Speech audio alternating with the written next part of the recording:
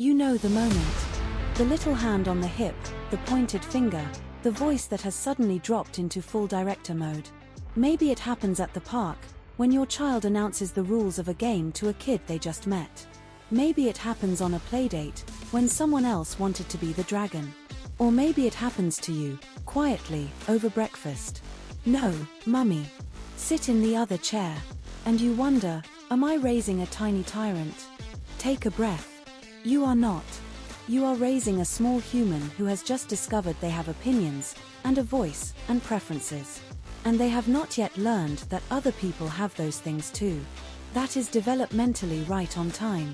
What helps?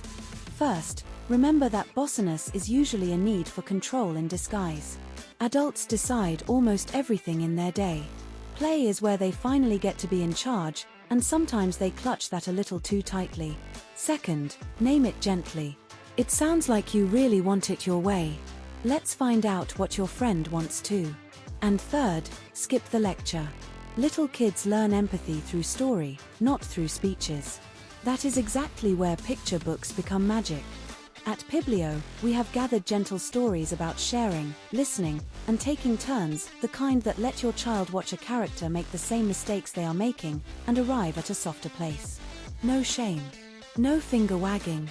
Just warm, cozy stories that do the work for you. Your bossy little director is not a problem to fix.